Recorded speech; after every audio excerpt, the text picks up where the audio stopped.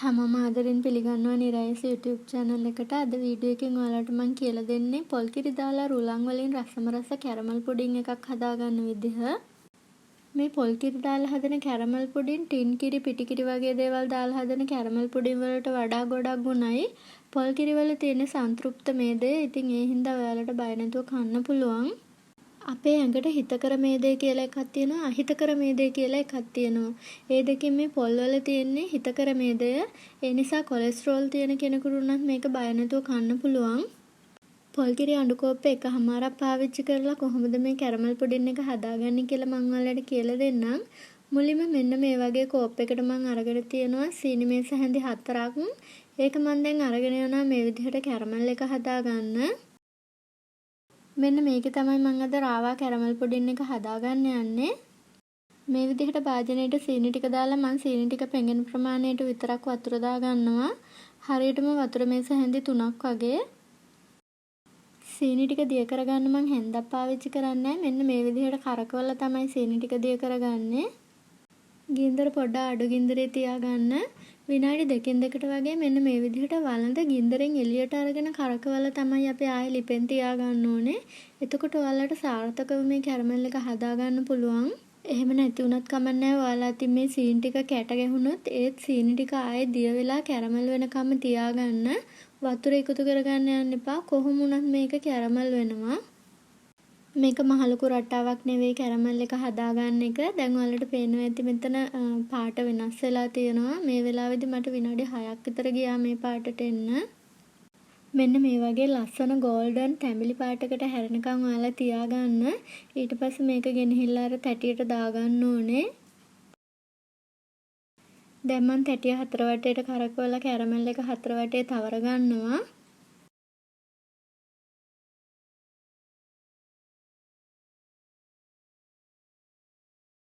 දැන් බලමු අපිට අවශ්‍ය වෙන අනිත් දේවල් මොනවද කියලා. මම මෙතන අරගෙන තියෙනවා රුලන් මේස හැඳි 3ක්. මේක තාම බැදලා නැහැ. අපි පස්සේ බැදගමු.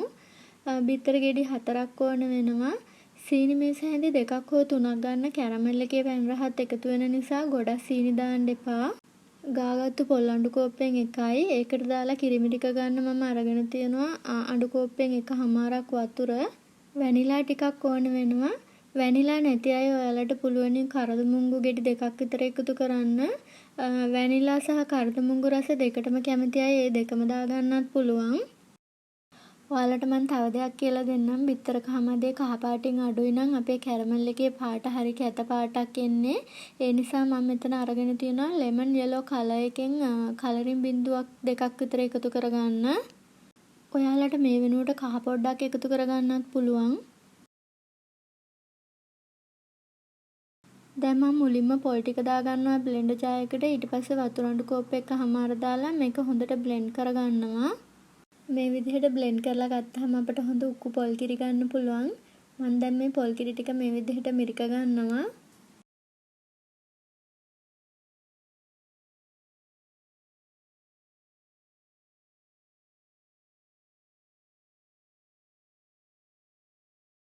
මම දැන් ආයෙත් මේ මිරිකගත්තු පොල් කිරි ටික බ්ලෙන්ඩර් ජාරයකට දාගන්නවා. ඊට පස්සේ මම සීනි ටිකක් දාගන්නවා.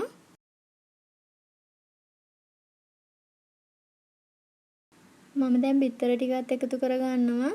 ඊට පස්සේ ඔයාලට පුළුවන් වැනිලා ටිකක් එකතු කරගන්න. මේ වෙලාවම ඔයාලට පුළුවන් කරදමුංගු ටිකකුත් එකතු කරගන්න. මේ තියෙන්නේ ලෙමන් යෙලෝ කලර් එක. මම ඒකෙන් පොඩ්ඩක් දාගන්නවා. දැන් මම මේක අරගෙන යනවා බ්ලෙන්ඩ් කරන්න. මේක මම විනාඩි 2-3ක් හොඳට බ්ලෙන්ඩර් එක නවත්ත බ්ලෙන්ඩ් කරගත්තා. මේ තියෙන්නේ මම බ්ලෙන්ඩ් කරගත්ත මිශ්‍රණය. දැන් මම මේ මිශ්‍රණය මේ විදිහට මේ බෝල් එකට පෙරා ගන්නවා. දැන් මම හදන්නේ රුලන් මේස හැඳි 3 රෝස්ට් කරගන්න. මේ වගේ නන්ස්ටික් පෑන් එකක දාලා ගෝල්ඩන් කලර් එක වෙනකම් මේක රෝස්ට් කරගන්න ඕනේ.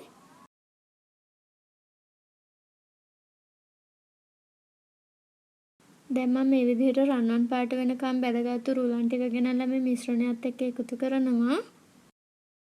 ඊට පස්සේ මම මේ විදිහට විස්ක් එකෙන් හොඳට කලවම් කරගන්නවා. ඔයාලට මේ රුලන් ටික බ්ලෙන්ඩර් ජාරයකට පොල් කිරි අනම්මනම් දාන වෙලාවෙදී දාලා බ්ලෙන්ඩ් කරගන්නත් පුළුවන් ඔක්කොම එකට.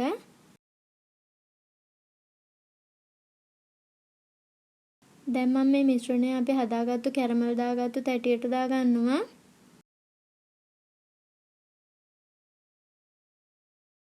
ඔයාලට මේක ස්ටීම් කරගන්න ස්ටීමර් එකක් ඕන වෙන්නේ නැහැ. මම මේ වගේ සාමාන්‍ය වළඳක තමයි මේක ස්ටීම් කරගන්න හදන්නේ. ඔයාලට පුළුවන් මේක යටට තියෙනවා නම් ඇලුමිනියම් පීරිසියක් නවලා ඊට පස්සේ වතුර දාලා මේ වගේ මේ කැරමල් පුඩින් මිශ්‍රණය උඩින් තියාගන්න. මතක තියාගන්න මේක ෆොයිල් පේපර් එකකින් වහගන්න ඕනේ. ෆොයිල් පේපර් නැති අයට පුළුවන් කපුරෙදි කෑල්ලකින් වහගන්න. වහලා වටේ බැඳගන්න. එහෙමත් නැත්නම් ඔයාලට පුළුවන් මේක පියනකින් වහගන්න. කැරමල් පොඩිම ඇරලා ස්ටීම් කරන්න එපා. එතකොට ඒක ඇතුළට වතුර යනවා, දිය රහ එනවා. එතකොට මම දැන් මේ විදිහට වතුර අඬු කෝප්පෙන් 2ක් 3ක් විතර දාගත්තා මේකට. මොකද මේක ලොකු වළඳක් නිසා. දැන් මම මේක පියනකින් වහනවා. ගින්දර සාමාන්‍ය ගින්දරේ තියෙන්නේ විනාඩි 30ක් විතර අපි මේක ලිපේ තියාගන්න ඕනේ මේ විදිහට. මේ තියෙන විනාඩි 30කට පස්සේ ඔයාලට පේනවා ඇති මේ වලම් පියන තියෙන සිදුර මම ෆොයිල් පේපර් කෑල්ලකින් වහගෙන තියෙනවා. මේ විදිහට පියන ඇරලා මම දැන් මේ කැරමල් පුඩින් එක අරගෙන යනවා.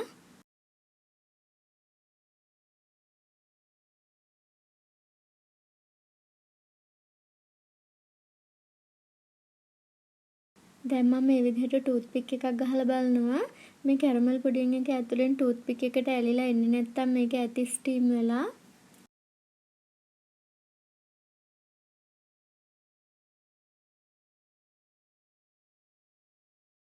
දැන් මම මේ කැරමල් පුඩින් එක ගලව ගන්න කලින් මේක හොඳටම නිවෙන්න තියෙනවා. නිවෙන්න තියලා මම පැය භාගයක් ෆ්‍රිජ් එකෙත් දාගත්තා. ඊට පස්සේ තමයි මම මේ විදිහට අරගෙන ආවේ. දැන් මම මේ විදිහට තුනී පිහියක් අරගෙන කැරමල් පුඩින් එක වටේට බුරුල් කරගන්නවා.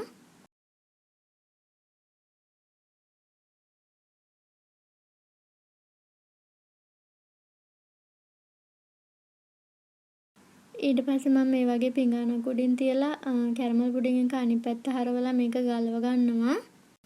ඊට පස්සේ ඔයාලට මේක කැමති ප්‍රමාණයේ කෑලි වලට කපා ගන්න පුළුවන්. ඔයාලා දන්නවද මේ කැරමල් පුඩින් එකක් ක්වොලිටියට තියෙනවා කොටු කෑලි වලට තියෙනකොට. ඉතින් ඔයාලට තියෙනවා නම් මේ වගේ තැටියක හදාගන්න. එහෙම නැත්නම් ඔයාලට පුළුවන් රවුම් එකක හදාගන්නත්. මේ රුලන් කැරමල් පුඩින් එක හදාගත්තට පස්සේ ඔයාලට පේනවා ඇති මේකේ රුලන් වෙනම ලේයර් එකක් තියෙනවා. ඉතින් මේක හරිම ලස්සනයි. ඒ වගේම මේක හරිම රසයි. මේ රුලන් කැරමල් පුඩින් එක හරිම රසයි. ඔයාලටත් පුළුවන් හදලා බලන්න. මේක පොල් කිරි දාලා හදපු නිසා ගොඩාක් රසයි. වටලප්පන් රසක් තමයි එන්නේ. ඉතින් හදලා බැලුවොත් අදහස් මගේ කමෙන්ට් තීරුවේ සඳහන් කරන්න. ඒ වගේම ඔයාලගේ යාළුවන්ට බලන්න Facebook එකේ ෂෙයා කරන්න කියලා ඉල්ලනවා. ඉතින් තවත් වටිනා වීඩියෝ එකකින් හමු වෙමු. ඔයාලා හැමෝටම ස්තුතියි.